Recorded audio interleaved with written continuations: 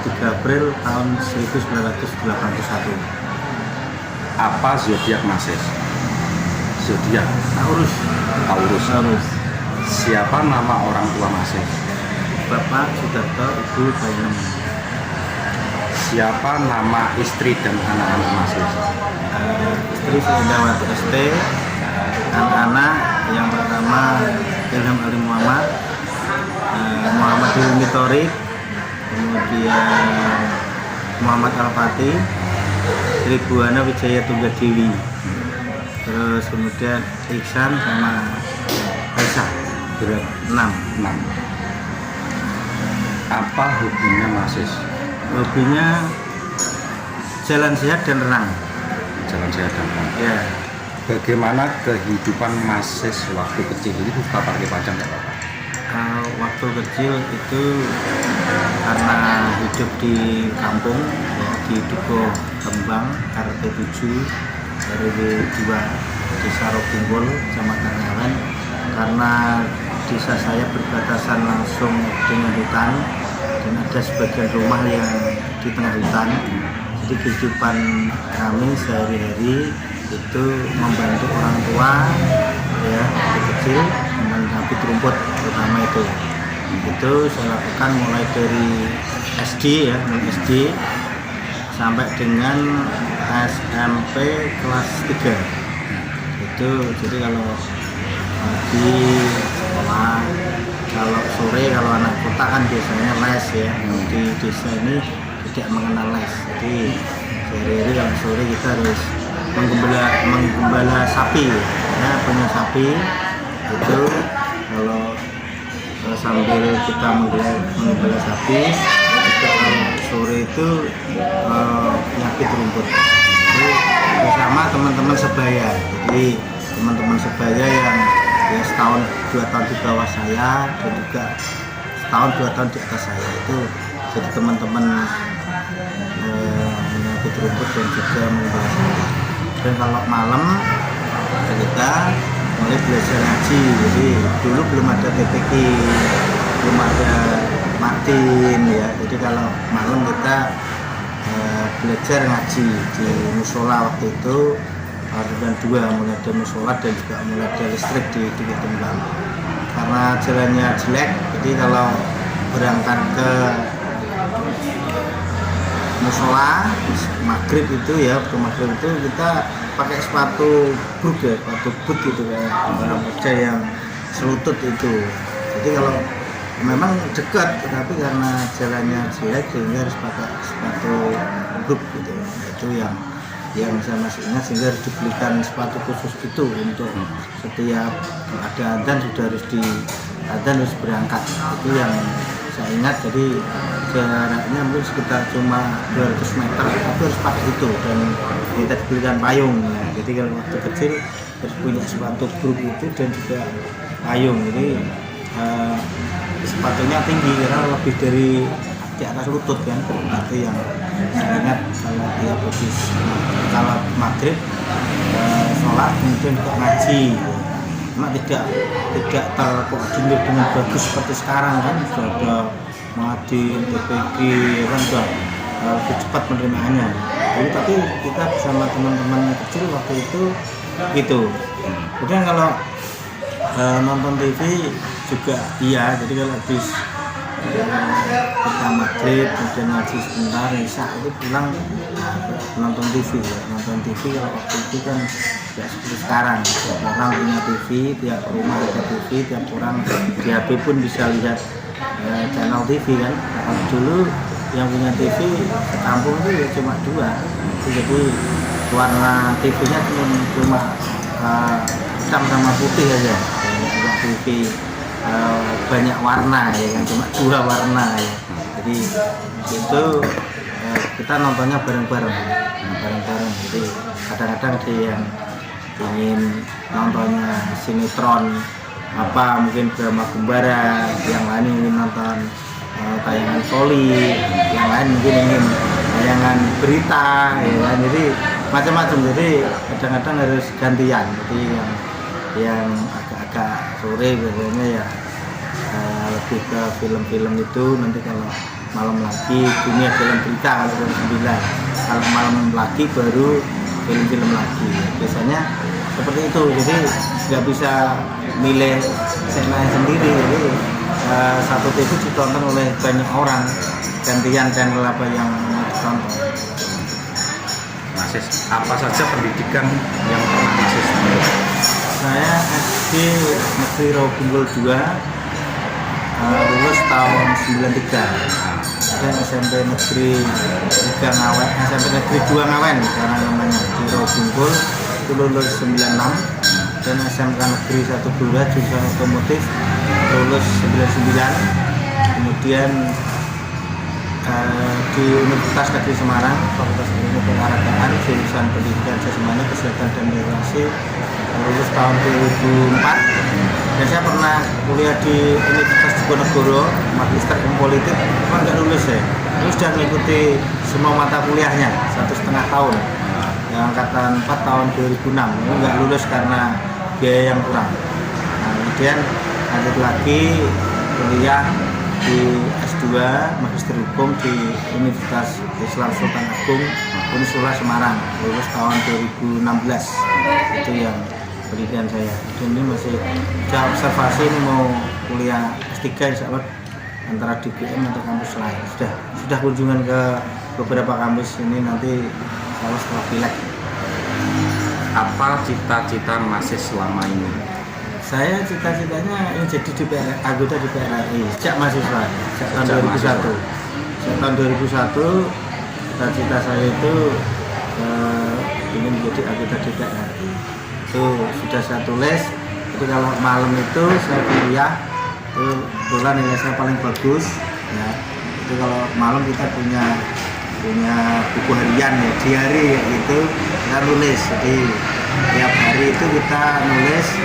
Setiap hari nulis apa yang sudah dilakukan hari ini, kemudian planning kita besok apa, ya itu tiap pagi kita tulis.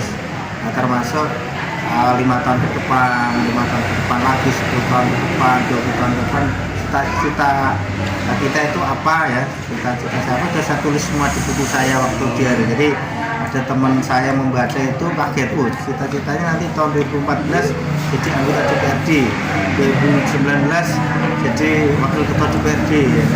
2024 ketua DPRD, 2029 menjadi anggota DPRD. Itu kita itu sudah saya tulis semuanya di dalam buku harian saya, buku diary saya. 2001 sudah saya tulis di dalam buku harian saya. Jadi orang yang membaca itu kaget, ya, wah mahasiswa udah cita-citanya ke sana. Nah, kaget lagi ketika sekarang pada ketemu saya, ternyata real bisa terlaksana. Itulah kekuatan hati, kekuatan pikiran, kekuatan ikhtiar dan kekuatan doa dari saya sendiri dan juga banyak orang yang termasuk orang tua ya. Ya pasti. Mohon diceritakan cerita prestasi keberhasilan yang pernah diraih dan sangat berkesan di hati Mas. Yang paling berkesan salah satu yang paling berkesan kemarin tahun 2020, tahun ini 2023 saya menjadi ketua DPD Partai Golkar terpopuler di Indonesia.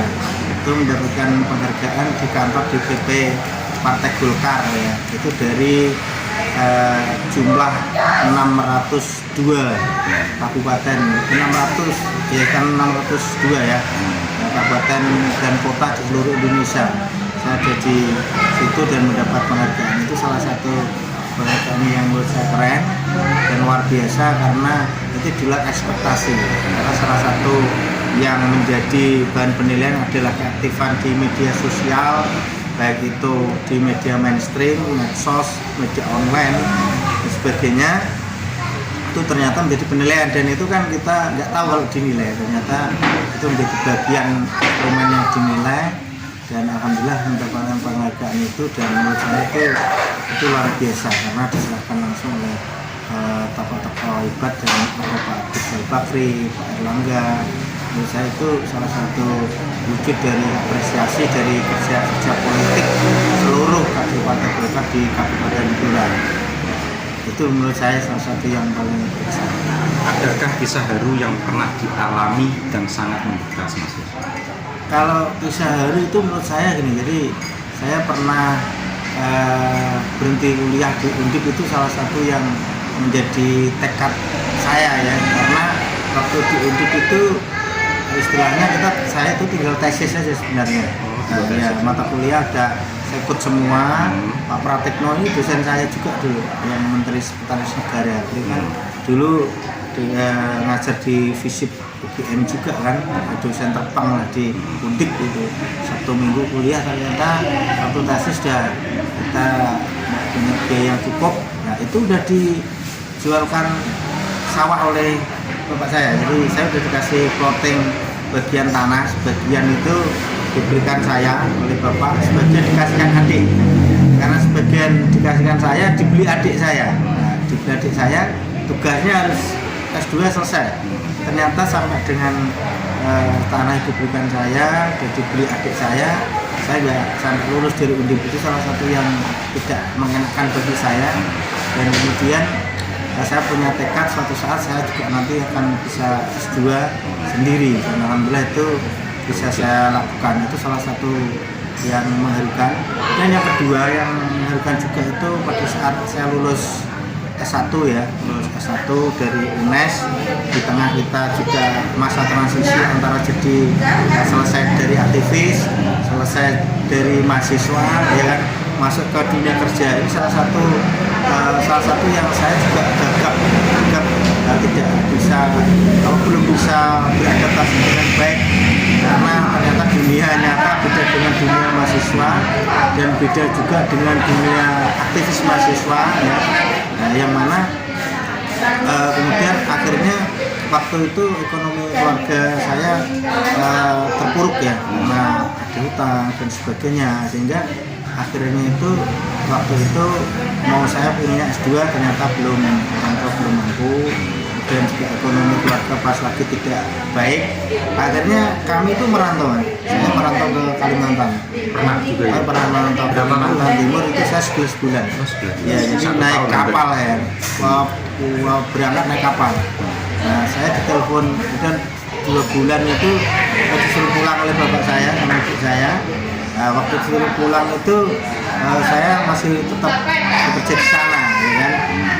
Itu karena di sana ada saudara saya, ada Pak Budi, ada kakak sepupu, mbak sepupu. Saya itu memang hidup di Samarinda. Saya itu ingin ke sana, ternyata memang dunia luar pun yang kaya raya dan sebagainya itu tergantung sebenarnya diri kita, kemampuan kita. Jadi di sana kita pulang, tetapi saya nggak mau. Akhirnya bapak ibu saya yang ikut ke sana dan ikut merantau. Jadi orang tua itu kerja jadi semacam pemulung lah, jadi cari besi bekas, plastik bekas, besi bekas itu ya dijual gitu ya. Orang tua bapak saya. Nah, kemudian ibu saya jadi pembantu rumah tangga, itu merawat orang tua yang sepuh gitu loh, kayak lansia yang merawat itu. Dan saya itu karena waktu itu kerjanya pindah-pindah luar kota, sehingga saya sampai ke Balikpapan, kemudian yang sekarang IKN ya kan. Saya entah gimana pada waktu itu 2005 itu udah yakin kalau aura di area situ tuh kuat. Menurut saya ya menurut saya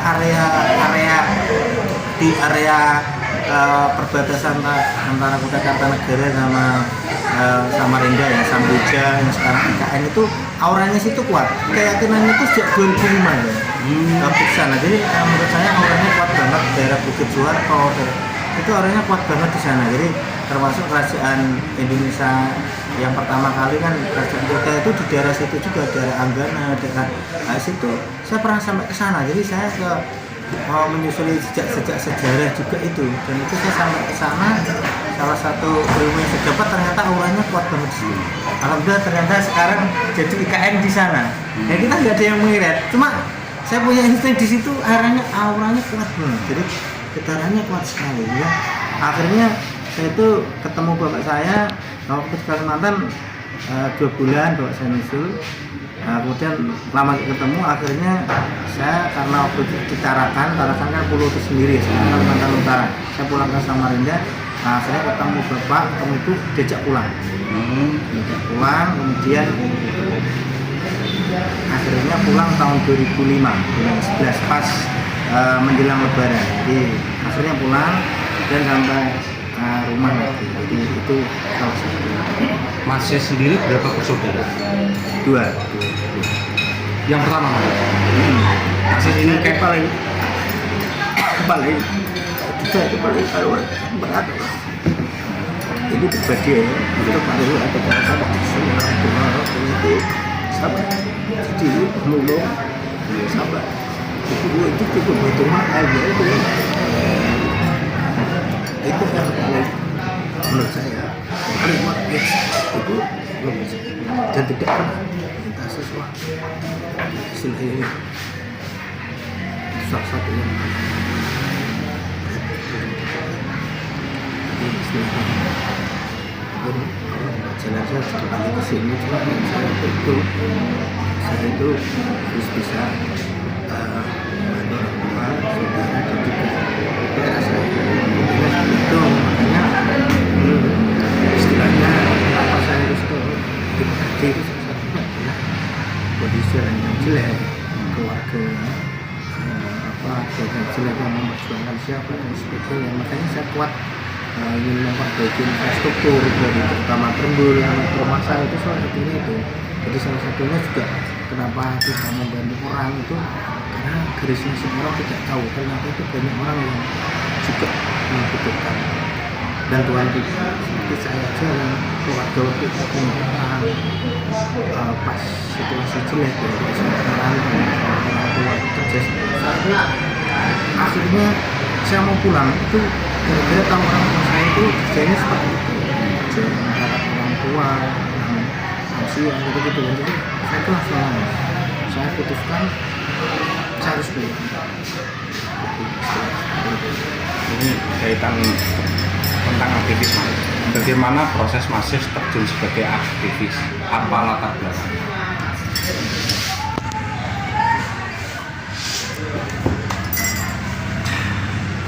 Kalau aktivis itu, jadi saya itu waktu di kampung, ya waktu di SMK Negeri 1 Blora, saya itu sudah jadi wakil ketua Karang Taruna di Sarwo Bungkul. Jadi sejak di SMK itu, bahkan di SMP saya juga ketua OSIS ini.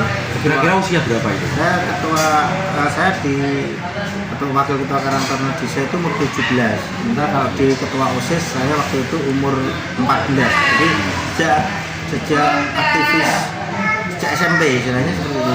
Jadi SMP sudah jadi ketua OSIS, sudah ya istilahnya mulai bergaul, belajar memimpin itu sejak SMP saya. Jadi latar belakangnya karena ingin belajar kepemimpinan. Iya, ingin belajar kepemimpinan sejak SMP. Jadi SMP, SMK, sampai mahasiswa, akhirnya ikut TNI, kemudian juga sampai ikut mungkin bisa diurutkan Mas. Organisasi apa saja yang pernah Mas ikuti? Yang pertama tentunya waktu saya SMP ketua OSIS tahun 95 ya. Ketua OSIS SMP Negeri 2 Ngawen tahun 95, kemudian jadi wakil ketua Karang Taruna di Sarwo Bungkul tahun 97 ya. Kemudian waktu SMK juga jadi aktivis di SMK menjadi himpunan mahasiswa otomotif. Kemudian waktu di BEM UNES menjadi sekretaris jenderal BEM UNES tahun 2001, kemudian jadi aktivis HMI, kemudian sampai menjadi pengurus BEM seluruh Indonesia, BEM SI di Bogor waktu itu. Jadi saya termasuk perwakilan dari Jawa Tengah untuk menjadi pengurus BEM seluruh Indonesia di tingkat pusat gitu. Dan sekarang dilanjutkan adik-adik. Setelah mahasiswa, organisasi tempat saya belajar, saya itu menjadi sekretaris Persatuan Wartawan Indonesia (PWI). Saya menjadi Persatuan Wartawan Indonesia, jadi sekretaris PWI Blora. Kemudian mulai masuk setengah politik, ya setengah politik itu menjadi ketua DPD KNPI Kabupaten Blora, naik menjadi sekretaris umum DPD KNPI Provinsi Jawa Tengah 2011 sampai 2014 ya sama Pak Narto ini ya. Nah, ini mulai Pak Narto ini mulai KNPI, mulai di media ya. Karena dulu kan di jurnalis Suara Rakyat. Kemudian sampai juga menjadi ketua bidang 4 DPP KMPI Pusat selama 2 periode. Jadi saya sampai akhirnya menjadi paripurna di KMPI itu menjadi ketua bidang 4 di KMPI Pusat. Itu kalau ya di kepemudaan menurut saya paripurna selesai. Setelah di kepemudaan kita terjun ke arena politik praktis di Partai Golkar dengan pertama adalah ini bersama Pak Yoko nih ya menjadi diminta untuk menjadi ketua Partai Golkar Kecamatan Ngawen atau PK Ngawen tahun 2010 ya 10 sampai 2014 langsung nyalon anggota DPRD dan alhamdulillah atas dukungan dan perjuangan bersama itu jadi anggota DPRD Kabupaten Blora sampai sekarang. Ya, sampai sekarang. Siapa yang menjadi role model Mas Sis? Kalau politik itu waktu tahun 2001 saya melihat itu yang pertama kalau di HMI Bang Yusril Iza Mahendra saya terkesan dengan diplomasinya, argumentasinya itu menurut saya ketemu langsung 2001. Jadi ketemu langsung karena waktu di BEM seluruh Indonesia itu pemateri waktu itu adalah ada Bang Yusril, Bang Nur Polis Majid, Bang Isanuddin Nursi ya, itu kan pemateri tingkat nasional dan saya paling berkesan itu Bang Yusril Iza Mahendra karena waktu itu tahun 99 sampai 2001 kan dia paling keren waktu itu menurut saya. Itu kalau yang secara nasional, dan kalau yang orang Blora menurut saya Bambang Sadono itu salah satu role model politik yang menurut saya rajin, peduli dan ngedulur orangnya itu menurut saya yang di tahun 2001 itu menjadi inspirasi saya mereka itu. Bisa disebutkan beberapa perjuangan apa saja yang pernah Mas Sis lakukan sebagai aktivis? Sebagai aktivis yang pertama waktu itu saya menjadi komandan aksi tingkat Jawa Tengah untuk aksi BEM seluruh Indonesia. Waktu itu karena kenaikan tarif dasar listrik, kenaikan harga BBM ya, itu salah satu yang jadi koordinator aksi di Jawa Tengah adalah saya. Itu aksi mahasiswa di Semarang itu saya rasa salah satu pencapaian yang dan juga di Bogor ya waktu itu karena juga menolak kenaikan harga BBM, kenaikan tarif dasar listrik itu salah satu pencapaian di dunia aktivis mahasiswa menurut saya itu salah satu yang paling saya ingat menurut saya. Rintangan-tantangan apa saja yang pernah Mas Sis temui? Ya rintangan sebagai aktivis ya, saya rasa ya luar biasa ya karena waktu di internal kampus UNES saja itu waktu kita berbeda pendapat itu kadang pernah kantor BEM saya juga diserang oleh oknum-oknum yang tidak bertanggung jawab pakai kapal ya, pakai senjata tajam itu ya tengah malam saya ada di kantor BEM bersama presiden mahasiswa waktu itu tiba-tiba diserang oleh orang oknum yang tidak bertanggung jawab waktu itu pernah terjadi juga gitu, pakai kapal, pakai senjata tajam gitu kan. Nah, akhirnya teman-teman pada lari semua, kebetulan yang di ruangan itu tinggal saya sama presiden mahasiswa. Dengan direct lari betul? Saya tidak lari karena di situ presiden mahasiswa tidak lari, saya tidak lari karena apapun yang terjadi presiden mahasiswa sebagai ketua umum BEM tinggi kan harus kita lindungi. Ternyata kita yang nggak siap aja karena nggak tahu ada serangan yang sempat dianiaya atau tidak? Kalau dianiaya tidak, cuma presiden mahasiswa saya yang jadi target kan waktu itu, sehingga yang penting aman lah, artinya sudah tidak ada yang luka-luka, tidak ada yang apa-apa. Nah kalau di arena itu ya dianggap aja proses pembelajaran. Dan pernah juga waktu itu di BEM Fakultas Ilmu Keolahragaan UNES juga diserang oleh oknum-oknum yang tidak bertanggung jawab juga ya pakai senjata itu, karena waktu itu cuma 2 orang, saya lari waktu itu, jadi lari dan saya lari ke sungai, jadi itu dekat kuburan ya, dekat FIK UNES itu saya lari ke situ. Dan menurut saya dalam dunia aktivis mahasiswa salah satu yang paling berkesan itu ya dua itu. Kalau di partai Musda di arah ya, Musda Partai Golkar di arah tahun 2016 itu yang paling menegangkan karena selisih 1 suara ya. Jadi itu salah satu proses demokrasi yang paling menegangkan dalam kontestasi yang selama ini yang pernah saya ikuti. Jadi dan itu pengunduran jadwal sudah ada 7 kali, kemudian waktunya diundur sampai 4 bulan berlarut-larut, jadi pikiran, tenaga, biaya banyak. Saya juga sudah dipecat dari pengurusan Partai Golkar tingkat kecamatan, pernah dipecat. Saya sudah pernah juga beri surat peringatan mau di PAW, saya pernah juga. Jadi itu salah satu perjalanan hidup dan butuh keteguhan hati, perlu kekuatan mental dan juga spiritual dan keyakinan tekad untuk berjuang dan lebih baik. Menurut saya itu kekuatannya di situ. Karena titik-titik itu kan titik-titik yang kritis. Alhamdulillah bisa saya lewati karena doa bersama di orang tua dan juga dorongan teman-teman, ada Pak Narto, juga Pak Woko yang juga ada di samping saya, dan banyak kawan lain yang nggak bisa saya sebutkan satu-satu, tapi saya masih ingat semua orang. Apa pandangan Mas Ses tentang situasi dan kondisi Kabupaten Blora? Kalau Kabupaten Blora ini salah satu quote saya adalah Kabupaten Blora itu adalah daerah yang kaya tapi rakyatnya miskin.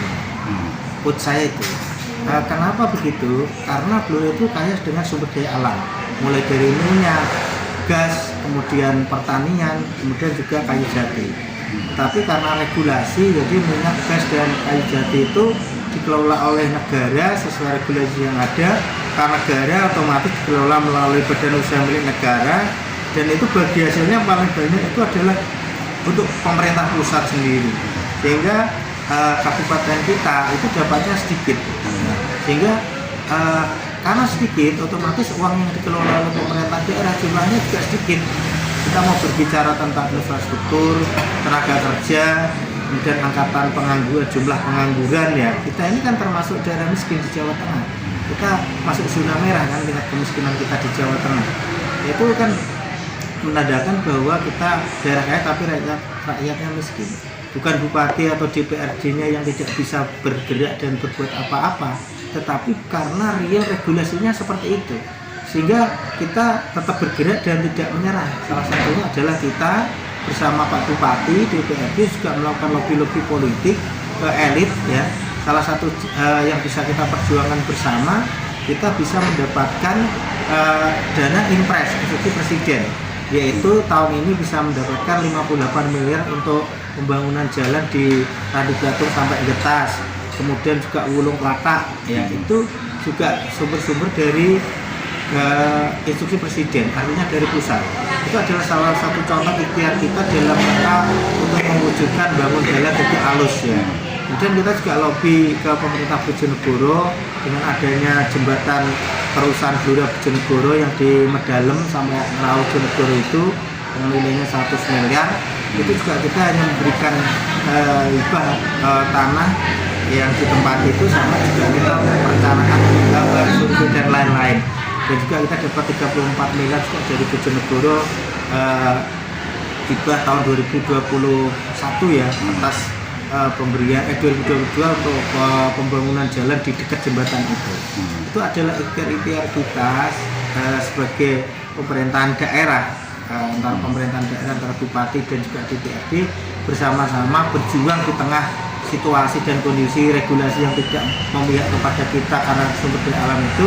Kita masih berikhtiar untuk mencari sumber-sumber pendapatan dari pusat, walaupun lelangnya di pusat, tetapi tidak apa-apa, yang penting yang kita bisa menikmati hasil pembangunan, yaitu jalan kita dibangun dan Blora Selatan sekarang jalannya sudah 90% baik. Itu salah satu yang menjadi cita-cita dan sudah bisa tercapai, ya.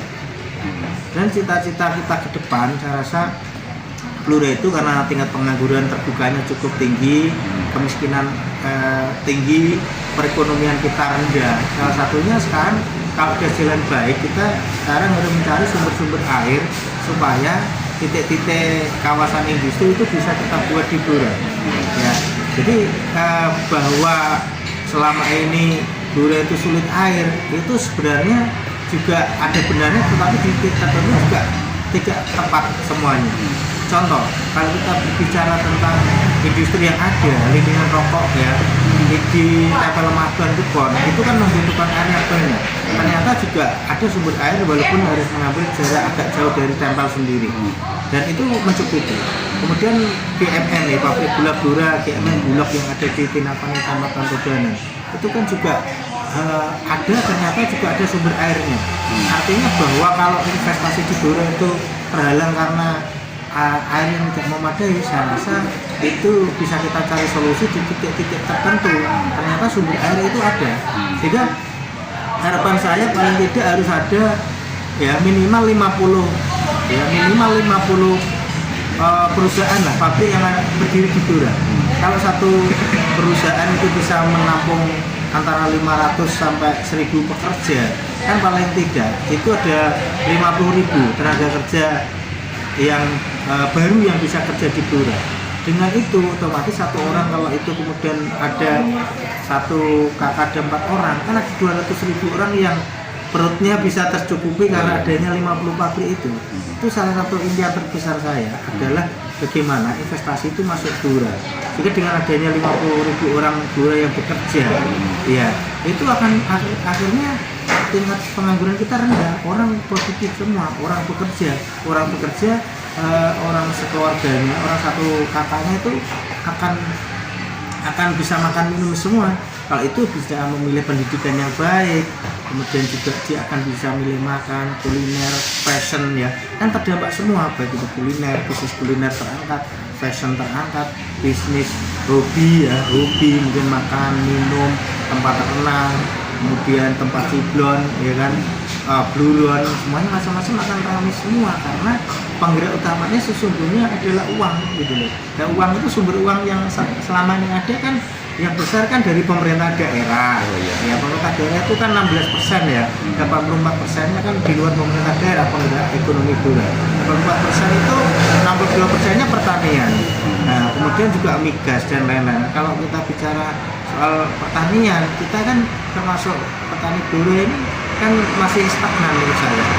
Jadi menurut saya sebagian lahan kita itu bisa digunakan untuk industri, untuk investasi, sehingga rakyat kita butuh kerja.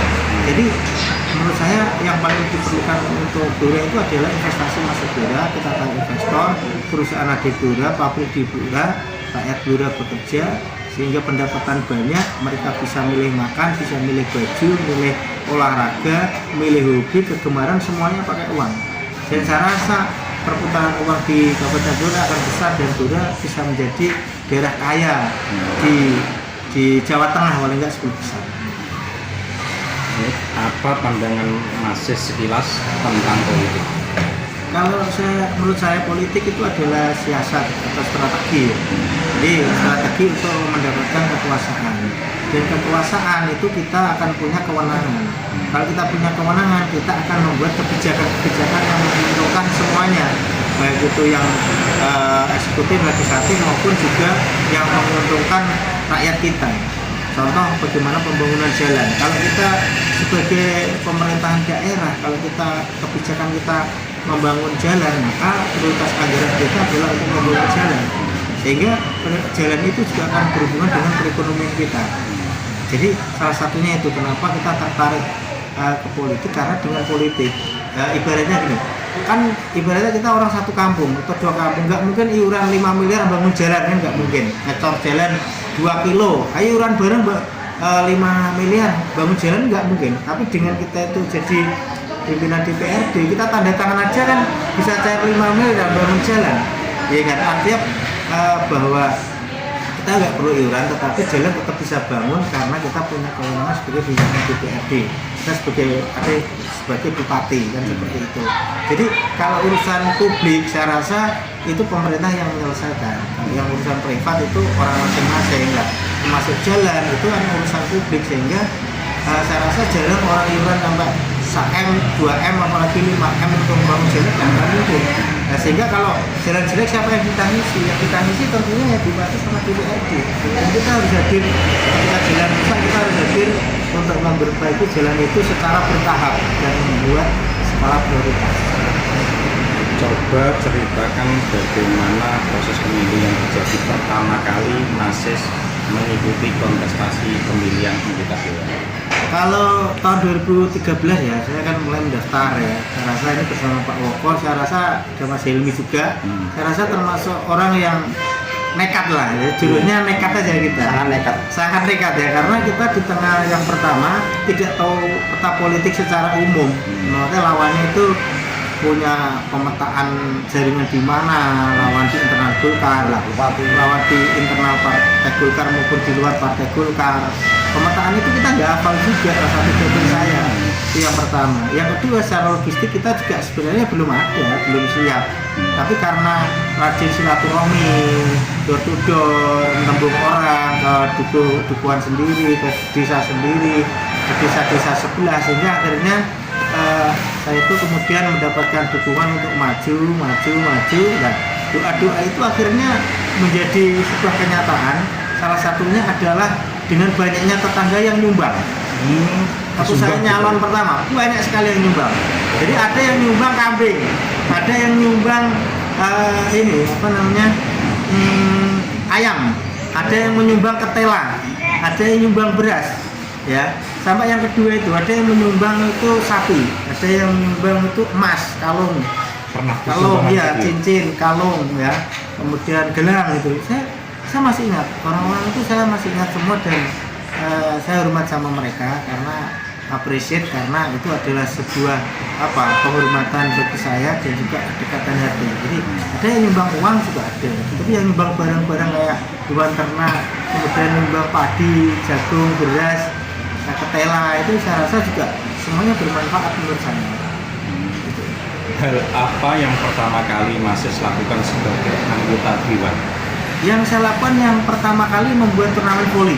Ya, jadi yang saya lakukan pertama membuat turnamen voli karena basis pemilih saya adalah anak-anak muda, ya, sehingga pada saat pertama saya langsung membuat voli tahun 2014 sampai sekarang, Siswanto Cup 9 sekarang. Jadi, ya, sudah berjalan 9 tahun. Istirahat setahun tahun kemarin karena Blora jadi tuan rumah kejuaraan provinsi voli antar klub di Gor Mustika Blora. Jadi sepanjang 9 kali penyelenggaraan alhamdulillah lancar, dan pesertanya paling banyak tahun 2019 yaitu sampai 182 desa sekabupaten Blora. Jadi itu yang menjadi animo paling tinggi, dan mereka masih menantikan agar diselenggarakan event antar desa pemain lokal ya, karena kita fokusnya pemain lokal, dan itu dinantikan setiap tahun oleh anak-anak muda di Kabupaten Blora. Itu yang pertama sekali saya lakukan sebelum melakukan hal-hal lain.